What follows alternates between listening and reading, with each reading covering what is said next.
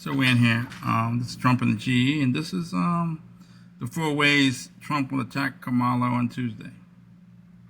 And let the video up a little bit quick. So the debate is finally here. I'm not sure if Kamala will actually show up. She's been doing everything she can to avoid this debate. But this is, Trump and the GE, 4 ways Trump will attack Kamala on Tuesday. I'm shocked and ashamed to hear with Mr. Mitchell, of course. And so I don't know about Mr. Mitchell. I'm tired of hearing about this presidential election. I can't wait until it's over. It's been a lot of goings on from someone shooting at the president to Biden finally taking the mask off and saying he can't do it, and Kamala stepping up, and we don't know what her policies are. So she's stepping up and she's trying to play identity politics, and she's doing everything but talking about policy. So the debate is here, and after Biden clearly lost the first debate, or he couldn't perform during the first debate, now the Democrats have selected Kamala Harris, who's had 3.5 years to get her policy together. And we'll see where it goes Tuesday. But I think there's 4 things that Trump's going to drill down on. He's going to attack Kamala in these areas. One would be the economy. And, there's a lot of talk about how well the economy really doing. There's the metrics, and there's what's going on Main Street. So we know how the stock market's doing, but how's Main Street doing? So I'll let Mr. Mitchell take the first one as far as what Kamala will say and how Trump will what Trump will counter with. Oh, yeah, that's it's it's so hard to pinpoint any real substance because we have yet to hear that from Kamala when it comes to Trump. Everything that is critiqued about Trump is at best superficial, such as, well, he was bad for the country. It's never specific. Well, this particular policy that he signed resulted in this impact on this community, this state, the entire country. It's never a critique to that level. It's always, well, over the last 10 years we've had this rhetoric. The country's divided like never before. I think I've been hearing that since I was a child.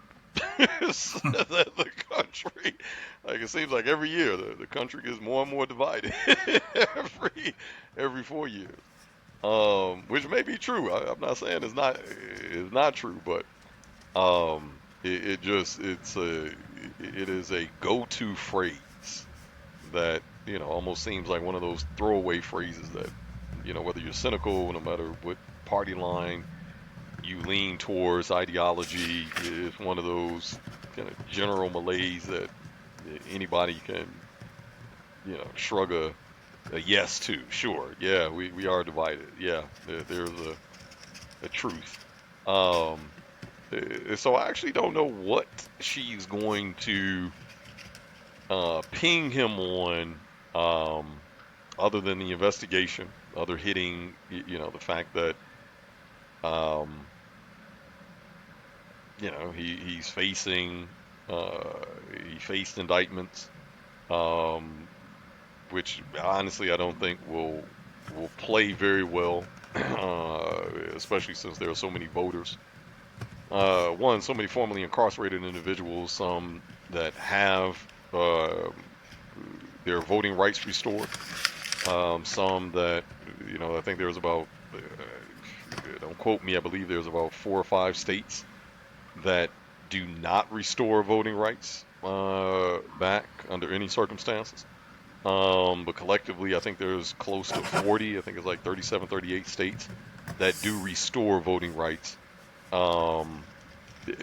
once certain measures, such as post-probation, etc., are met.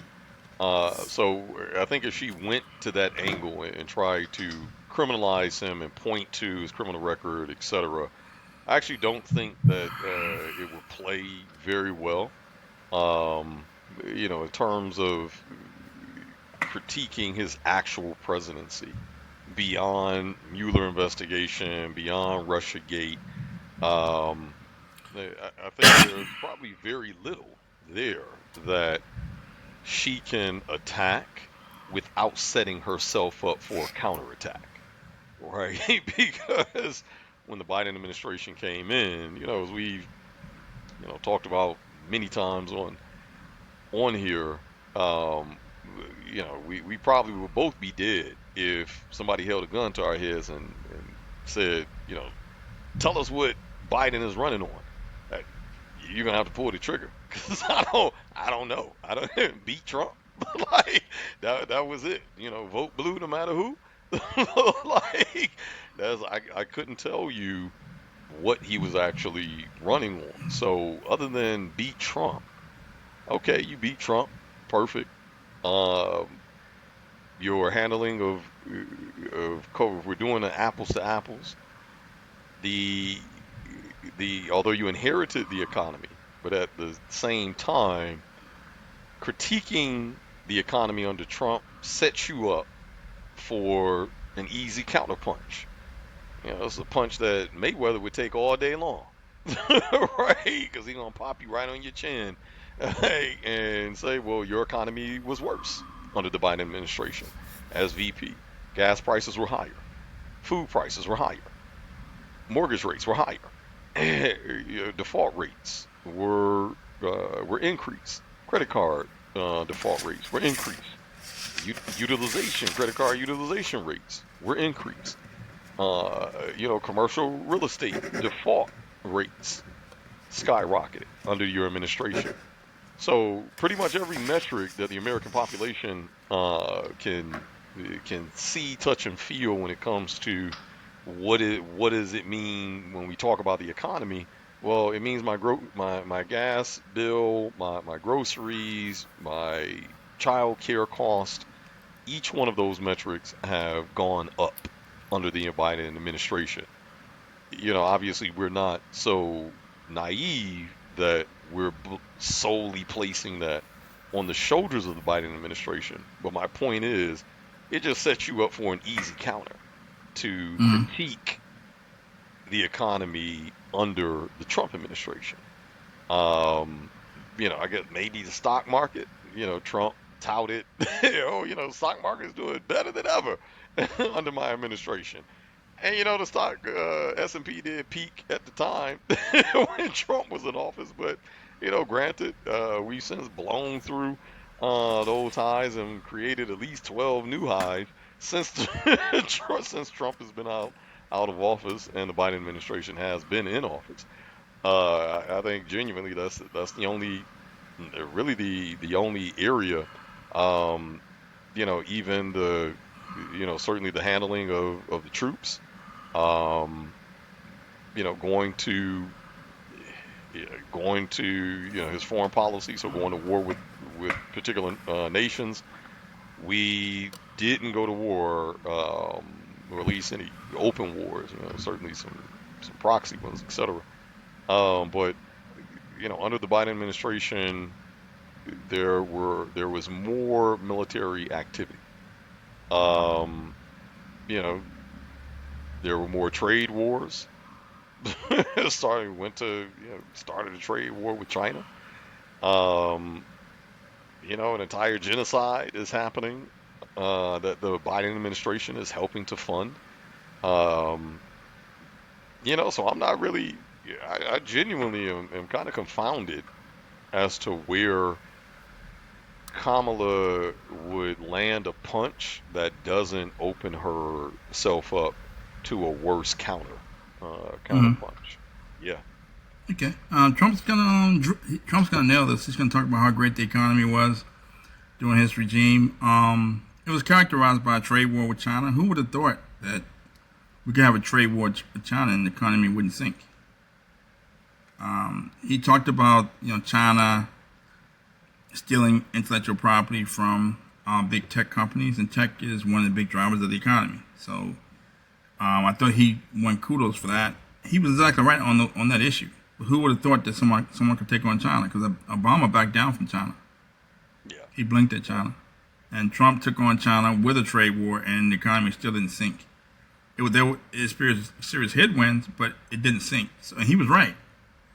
You can't keep stealing our IP. And he looked the American people and said, China's not going to stop stealing from us. We're going to bring manufacturing back to this country. And he did talk about wins he had on the manufacturing front, but I don't think it was enough to really move the needle. But he did talk about these sort of anecdotal, things about how this plant opened in this town and so on and so forth. But it was all more like, I wouldn't say clickbait, but all more like these one-off events that didn't really move the needle. He's going to cut taxes like he did last time. He's going to cut taxes on the rich. And I think I actually spoke to Larry Kudlow, his economic advisor. We met with my son and John McLaughlin and Reverend Conrad Tillett met with Kudlow after one of these events, after Trump and G a few years ago. Had dinner with him, and he basically said what he was going to do if he became Trump's economic advisor, which he eventually did. And I think his attitude is that, I think the Trump administration attitude that Obama had 8 years to fix the economy, and now's our turn. Yeah. So his term was his take was to cut taxes and open enterprise zones. Opportunity zones, what have you. So it's more like catered towards the rich, in my opinion, under Trump. And when he cut taxes, the stock market boomed again. It kicked again. And the whole time he was in office, he kept talking about the stock market. He kept battling with the Fed. I think the Fed had cut rates 25, 50 basis points. The economy stalled, and he complained about it. Then they cut rates again. They raised rates, and then they cut rates after Trump complained about it. Right. The Fed. So he complained about the Fed not keeping interest rates low. And he kept telling the stock market. After he cut interest rates, cut taxes, the stock market kicked again. So he's going to cut taxes, and he's going to hammer the Fed, and he's going to tout the sort of trickle down economics. That's what he's going to do. He's going to talk about the economy was much better under him, and I'm not sure what Kamala's going to say as far as the economy under her administration. They never really ran on a platform. They never really touted any of their policies or gave a report card. The whole thing was to resist Trump, and Kamala has still been sort of on rebutting everything Trump says or rebutting everything Trump did, as if Trump's the incumbent. Trump didn't do this and Trump didn't do that, but what did you do? That's the question. And he's going to nail this. He's going to talk about how great the economy was on his regime and how poor the economy under Kamala's regime. And I don't think she has a cogent answer as far as how well the economy is doing or not doing while under the Biden administration. And I think you may see another trade war with China. So I think that's the way he's going to attack her on the economy. He's going to nail it. He's going to get right to the point. He's not going to mess around. And we'll see what she says. The other one would be, the next one would be like, I think he's going to talk about inflation. And other than characterized Trump's 4-year term was that COVID hit, and I thought he did a good job with COVID. I think he said Operation Warp Speed. I want a vaccine today. And I don't care who does it. Right. And we're going to fund it. And Pfizer and Moderna and all these companies, Novavax, went out and tried to find a vaccine, and they got billions of dollars in aid from the government, and they found a vaccine. And Trump said, I want a vaccine today, and we're going to beat COVID. And he beat COVID just like he beat Hillary. So, I think that might have been the best campaign slogan. I think they might have to steal that. Right, and so there was no inflation, not a lot of inflation under Trump, and just like under Obama, the Fed was still cutting interest rates and trying to spur PCE. So I think his economy is characterized by low inflation, and then the COVID hit, and then everything came crashing down. So I think I'll let you take this one. I'll let you go first. As far as, I think this is how his economy was characterized. I'm not sure what Kamala's going to have to say in terms of counterpunching on this matter. Well, I'm going to piggyback really quickly because I thought it was a really good point that you made about the trade war that Trump started with China, and because frankly, the Biden administration benefited from that. If Okay. keep in mind that um, but essentially between 2020 and like 2022, this is where we see the regulation of publicly traded Chinese companies. Trying to implement uniformity within their reportings, reporting standards, and their earnings. And in fact, we saw the exit of, I think it was something close to like 1,000 um, listed U.S. listed Chinese companies that were not in compliance as a result of the trade war um, that Trump started, and it allowed, and frankly, because of that, it allowed the U.S. companies like Nvidia, even TSM, so Taiwan Semiconductor, um, who primarily U.S. is their largest customer. Um, but a lot of semiconductor companies, to protect their IP and protect their manufacturing processes, and in other words, taking a look at Nvidia and other um, Okay, I think we lost Mr. Mitchell companies, briefly. His and computer oh, may have frozen, but am I still on? I was talking about the trade war. The trade war was, in my opinion, was something that was kind of monumental, and it didn't affect the economy as poorly as we thought, but it did definitely gave Trump kudos for being strong as far as protecting our manufacturing might and protecting our products abroad. Yeah, But they gave him an image of strength, shall we say, right, overall. exactly, and the Biden administration certainly piggybacked off of that. But as far as inflation itself, it does go to Trump because you know it was the free money era. Like, Trump inherited the era that started under Obama, between Hank Paulson and Timothy Geithner, taking too big to fail and making it even bigger. And rolling out QE at that point, and you know, a 13-year party that was originally supposed to only last 2 years. Um, and Trump was smack in the middle of that. With 2016, we had at least another 3 years left. And honestly, if it weren't for COVID, we probably would have pushed QE well past 2020. I think COVID forced the party to end. But I think the Fed had every intention to keep QE going past 2019 as well. So, although it was coincidental to Trump, and he did impact it, but again, at the end of the day, when it comes to the memory of the American voter and the American household, that easy question, were you doing better financially as a household? Could you afford more, um, under Trump or under Biden? Simple question. I could afford more under Trump. Boom. Like, it's not going to be these high complex concepts and charts and graphs and data points. Is could we afford more?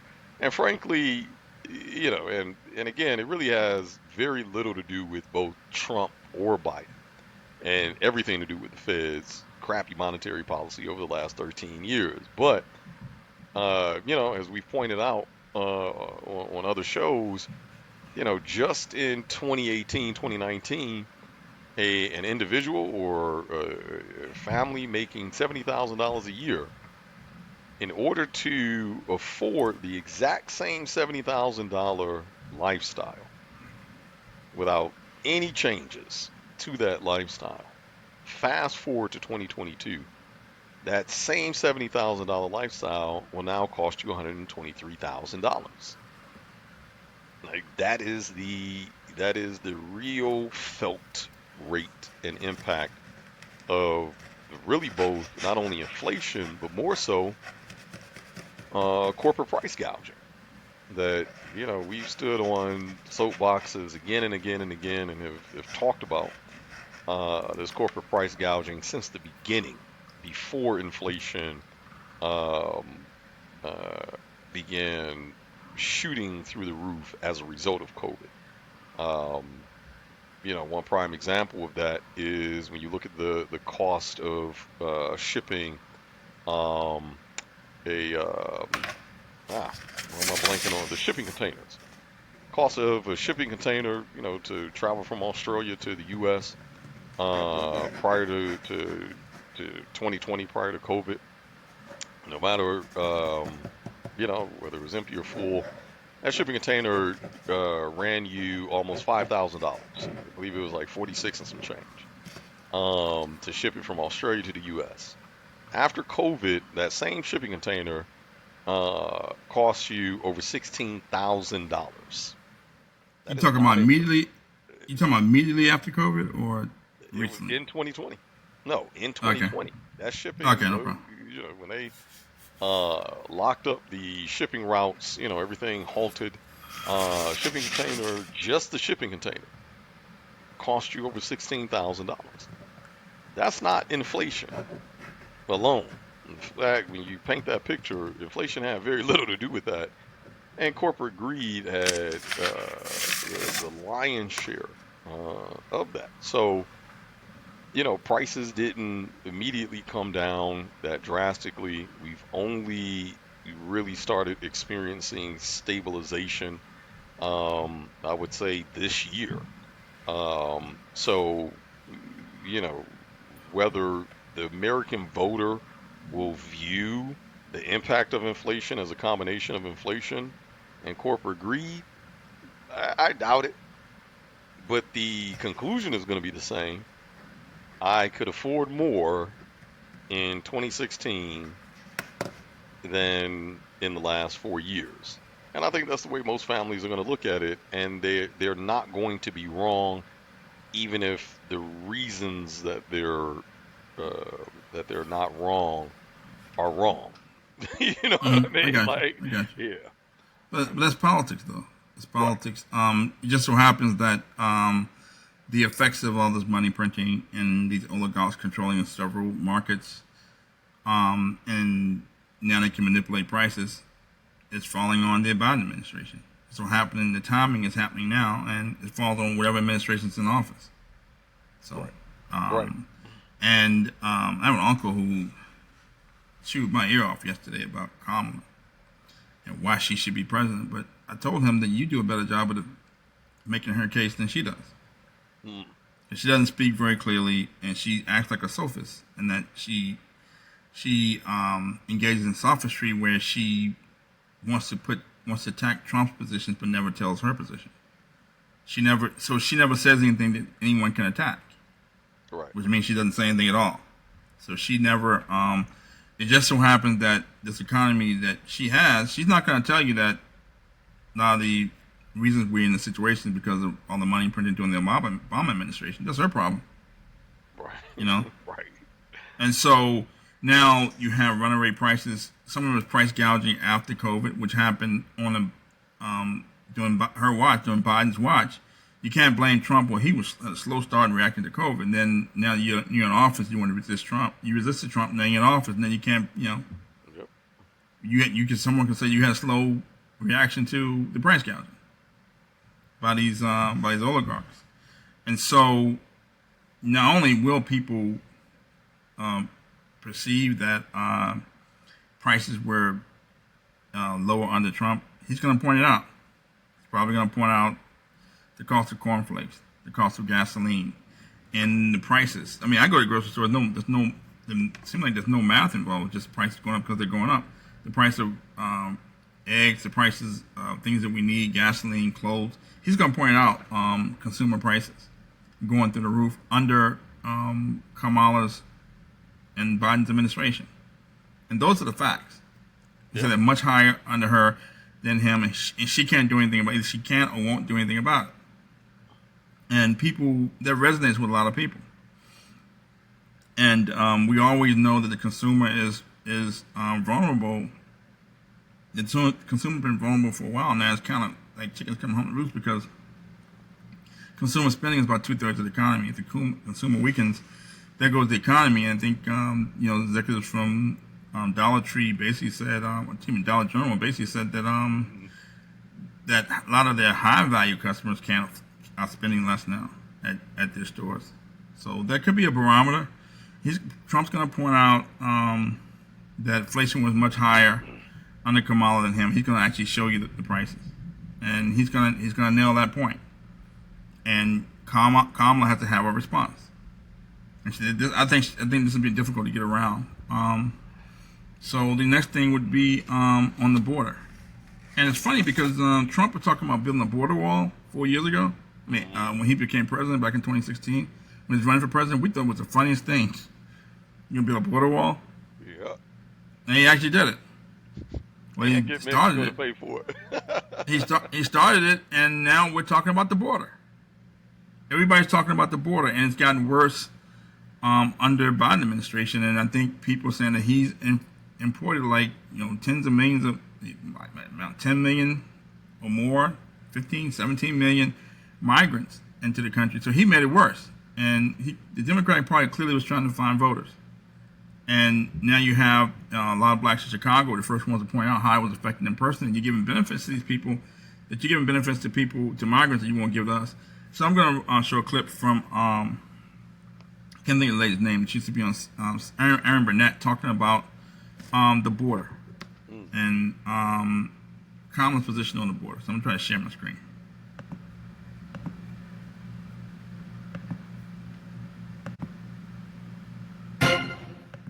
Tonight, K-File investigates. In a new report, you'll see first out front. The K-File team scoured Kamala Harris's tweets and statements going all the way back to 2017.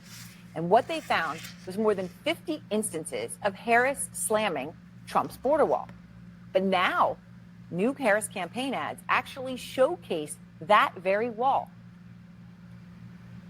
As a border state prosecutor, she took on drug cartels and jailed gang members for smuggling weapons and drugs across the border. And on top of critical tweets, Harris also wrote in her 2019 book, quote, "There was a bigger reason to oppose the border wall. A useless wall on the southern border would be nothing more than a symbol, a monument standing in opposition to not just everything I value, but to the fundamental values upon which this country was built.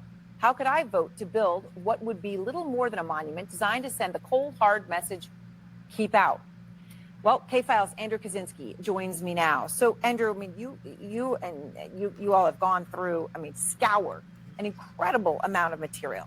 Tell me more about what you found. Yeah, that's right. We found more than 50 of those tweets criticizing the border wall before she used that in her ad. And I want people to take a look at just a few of what she said here. She called it wasteful, useless, a waste of taxpayer money, a vanity wall project, a wasteful border wall, a stupid wall, a medieval vanity project, and an unnecessary wall.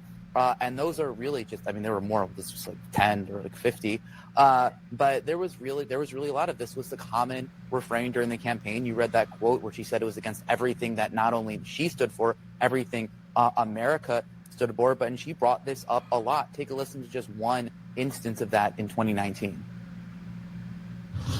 It's the president's vanity project. His multi-billion-dollar vanity project called a wall is nothing more than a distraction from the fact that he actually hasn't focused on working people in America. He contrived a national crisis around his big distraction. All right, so you go through all of that, you've got all the tweets, and yet all of a sudden in the ads, there's pictures of the wall. And then you went through to look at that wall. Yeah. Like, what is that specific wall that's in her campaign ads now? And you found something very interesting about this specific portion of the wall. And what's also really remarkable about this is, you heard her talking about it there, Trump's wall in his campaign during his presidency. There was really no greater symbol of Trump's presidency than the wall, in the way that Democrats were attacking him over the wall and his restrictive immigration policies. So we looked in that ad, and if you look at it, that exact area of wall is in Sasabe, Arizona, and that is a portion of wall that was actually built by Donald Trump. It was built in an area where there was not previous wall. It was actually pretty controversial when they were building it at the time. So just to see that, and then there are other. She's using his wall that he built to say, "Look at what I did."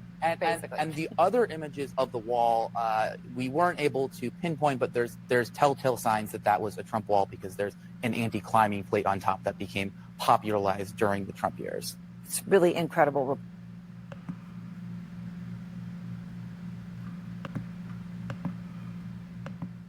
Okay, so you got first of all, you got the mainstream media pointing this out. The mainstream media has been pro Kamala and pro Biden for years, so they're pointing out that she's trying to take credit for his wall, and she's now talking about a wall and talking about the border, when she previously said it was a vanity project, and he should spend more time addressing working Americans and not talking about a vanity project. He's contriving a major crisis.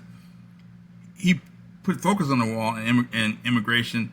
And now Biden and Kamala did the exact opposite. They brought more migrants. Said that he has to deport. He says he's going to deport a lot of people as soon as he gets elected. And so, I think this is going to be a major talking point for Trump.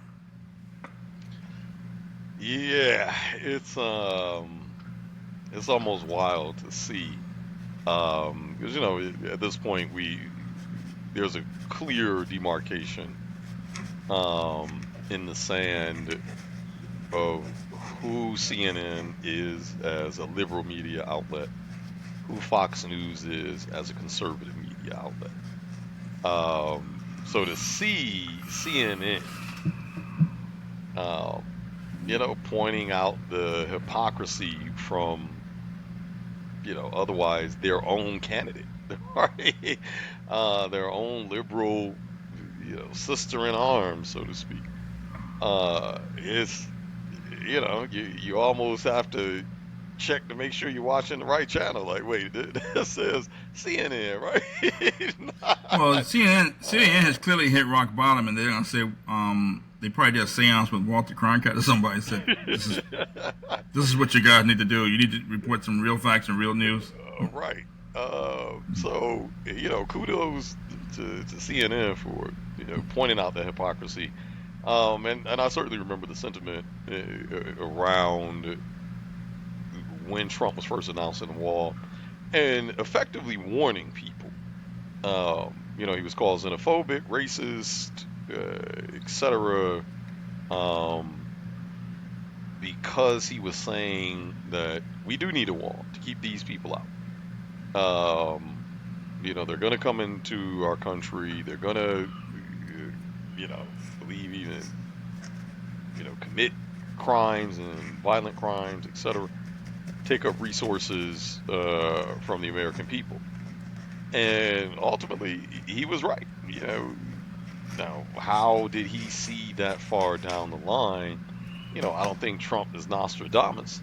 I think it helps when you get a daily debriefing, right? You get intelligence briefings, you get briefings from so many different agencies.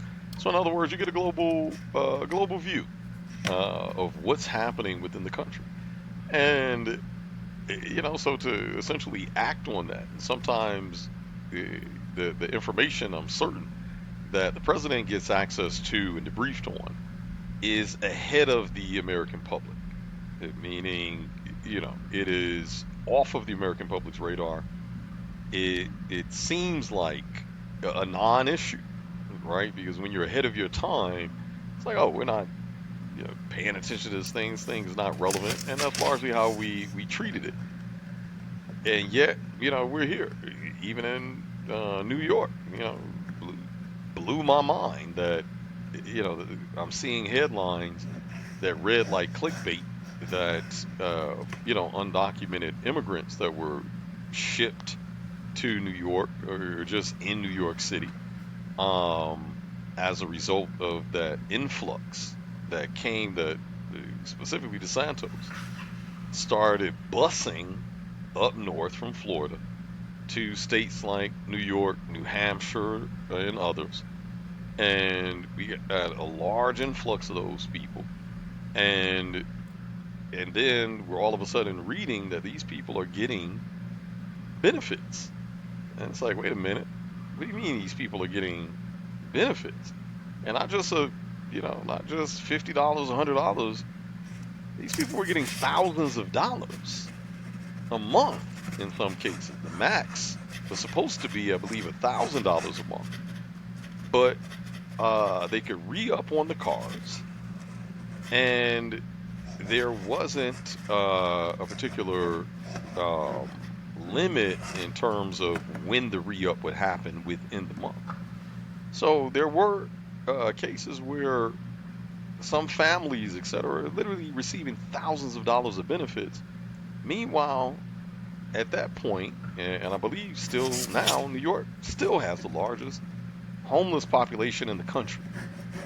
A large percentage of those that suffer from homelessness, including working homeless, which I've spoken about before, but a largely overlooked demographic. And working homeless, these people have full-time jobs. Sometimes they have whole families. People are married with children, and they are sleeping in shelters because and they have to divide the women and the children with the men. And imagine having an entire family. You have a full-time job, but you don't make enough as a family to consistently afford not only that month's rent, but to save up enough money. You need at least 3 to 4 months rent to move in New York City, including the boroughs. So in other words, at minimum, most people need anywhere from 10 to 15 grand to move into a place. And your rent is still due the following month. So in other words, you have working homeless people and non-working homeless people that aren't receiving thousands of dollars in benefits that are coming out of our money as taxpayers, and you're giving it to people who just got it. Like I was beyond incensed because it's offensive. It is deeply offensive when there are so many issues, and we won't even begin to touch on education in New York City. Largest, 1 million students, 10% of that million students, which is the largest in the country, student population in the country, 10% of that are homeless. And we're spending thousands of dollars to feed and house undocumented immigrants. And it's not xenophobic, but at the same time, when you have issues in your own home, what do I look like leaving my house to go fix my neighbor's house when my own roof is leaking, my own carpets are flooded, and my house is on fire?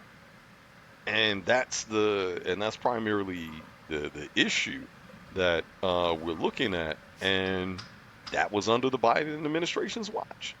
They Right. And that's the allow point. these immigrants to come in, and across the country, they are taking up taxpayer dollars. So yeah, This is crazy. It's the craziest thing. it's mind blowing to me. And people in Chicago were talking about it a few years ago. They were basically saying we'll talk to Trump, but why does it have to come to that? Especially when the reason we keep bringing it up because a lot of it is going to affect working class and labor class individuals, a lot of particularly African Americans, and black people saying we'll talk to Trump. Yep. Why? I mean, they had a chance to talk to Trump when he was in office, so you gotta wait till something happens. We knew this whole Biden thing, resist Trump, on it was a trick bag all along, and we knew it was going to come to this. Not necessarily the migrant crisis, but we knew they were bringing in migrants to import voters. And this is the point that Trump has to get across. I think he's going to get it across to the American public. I think he's going to say we're going to deport a lot of these people for day one. And whether regardless of what your religion is or what if your religion is Democrat or Republican, I would just ask people to at least understand the issues before they vote. You can vote for whoever you want, but this is like crazy. And for people to let Kamala Harris, come to a debate or have interviews where she doesn't address the issues, it's basically her and the Democratic Party, she and the Democratic Party practically playing in black folks' faces. Yeah, and I'll say really lastly, that it may have, this migrant crisis frankly may have cost Kamala the black vote, at least in the state of California. Okay. You know, due to the failure of reparations bill passing in the state legislation, but the voting and possibly moving forward on providing $150,000 Right. Right. for homes specifically for undocumented Right. immigrants. And it's such a, again, equally, where is that $150,000 per individual Right. coming from? Well, it's coming from those same taxpayers who've been Mm-hmm. denied policy demands that they've been advocating for years at this point. And it is, it's just offensive. Right. I find no other way other than some choice explicitives to describe Right. like how That. offensive that is. That Right. it's theft. Yeah. It's taxpayer theft. They're playing in black folks' faces. And my problem with Yeah, situations that the powers that be, when they look at me, get mad when I don't act like that. I right. don't act like a simp. And you got these people on TV, this Negro whispers on TV. We gotta resist Trump. Trump gonna do this and Trump gonna do that. Anyway, but and for black people to come from Chicago or from California and walk around with a paper bag over their head, I don't know how they can do it. Let these people with these policies and nobody says anything. But anyway, the last one would be security. I think when we talked to John McLaughlin, Trump's pollster, who predicted Trump would win the election in 2016, he basically said that he told us how Trump won, and one of the biggest talking points and one of the biggest issues for the American public was security back in 2016. I think it's probably it's one of the top four, probably fourth on the list, but it was number one back in 2016. And that was, and Trump, I think Trump did a good job in terms of keeping the public safe and letting the public know what threats were out there and what he was doing to keep the public safe, the American people safe. So I'll let you take that one, Mr. Mitchell, first. Yeah, I think that because security does encompass so much in terms of domestic security and security abroad. I think domestic security is going to hit home significantly more because again, it falls back to this migrant crisis, right? And it falls back to the border because that's a security issue when you're flooding borders with the undocumented immigrants, and they have no real obligation to the economy. They have no real obligation to participation rates within the labor market, and essentially adding to the broader GDP and adding to the overall betterment of the nation. Not saying that all undocumented immigrants are running buck wild, shooting, killing, raping people. Not at all. It's a problem. I don't have the numbers, but if we look at most societies and kind of numbers at scale, only about 2% of the population commits a significant amount of the crimes. So I'm going to assume that representation is consistent even in this undocumented immigrant population. But at the same time, that's still adding to the existing crime that's here. We're already seeing incidences of rape. We're already seeing incidences of murder. We're already seeing incidences of theft, especially throughout New York City, for example. Significant amount of undocumented immigrants jumping on mopeds and bikes and literally stealing women's purses and snatching phones out of unsuspecting people's hands as they're commuting, back and forth. And we've seen some of the pushback. We had a good little laugh, I think, a couple months back at one particular woman. I believe it was Brooklyn, Might have been the Bronx, but I think it was Brooklyn. Uh, Black woman literally caught the man that was trying to steal her purse, and I think she drug him up and down about two 2 blocks where he was pleading Right. for help, please, please. But people are fed up. Though it's like we have Right. enough crime in our urban centers. We have enough crime without adding more to it. And what makes it challenging is when you have an undocumented population, putting a stamp on those crimes becomes significantly harder. Why? Because they're undocumented. They don't have paperwork. They don't have IDs. They don't have ways to track these folks. So it becomes significantly harder. And no population, I don't care, where the population is. I'm quite certain that if you ask a population, would you like an increase in your crime? The answer is going to be emphatically no. So, it has largely been a failure on the Biden administration to provide, from a federal security lens, domestically, as a result of the migrant crisis, failing to properly fund, failing to properly expand um, Customs and Border Patrol, federal agents, etc. And I'm sure Trump is going to, frankly, uh, triple down on that, and even the fact that they had an opportunity to pick up where he left off, and they refused to. And now the American people are the ones suffering the result.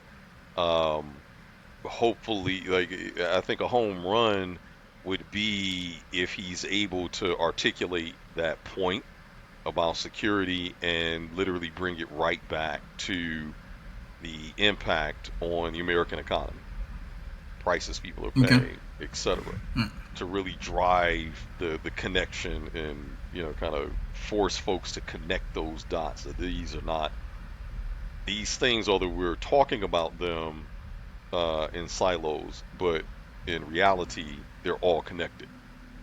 Right. Right. Everything that we've So he, spoken about today is all connected. So yeah, it would, that to me that would be a home run um, for Trump if he's able to articulate that and succinctly connect those dots.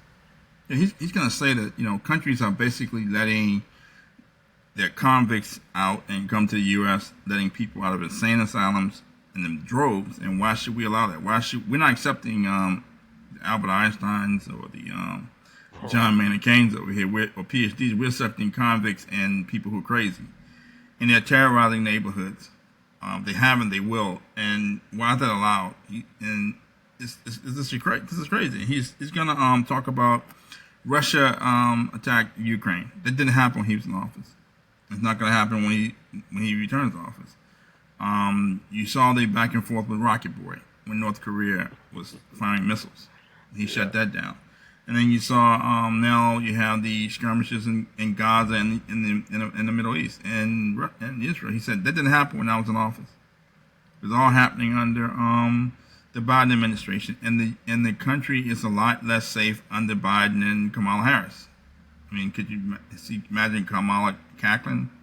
That's gonna really, that's not gonna make me feel safer. But Trump said, the country was a lot safer when he was in office, and there's a lot of truth in that. Then there were no more, all these wars that are happening now weren't happening when he was there. It's almost like the homeroom teacher leaves and the substitute teacher comes in, and the kids act up. And so he's gonna nail this issue on security, and he's gonna talk about how, he survived an assassination attempt and came back to work, and Joe Biden couldn't survive COVID.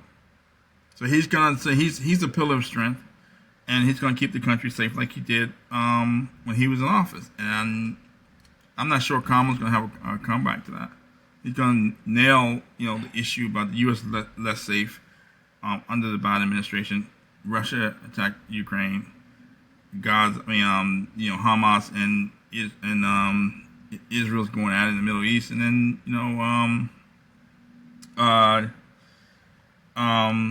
these migrants are coming here and they're basically terrorizing our cities, and it's going to stop under him. He's going to send these people. First day one, he's going to deport millions of people from the country, millions of migrants from the country, and he's going to keep a tally of it. So that's where I see it going. So I think it's going to be an interesting debate, but we all know the 4 ways that he's going to punish Kamala Tuesday. So that's Trump and the global economy. For Mr. Mitchell, I'm the Shock Exchange. Thank you for tuning in. Thank you.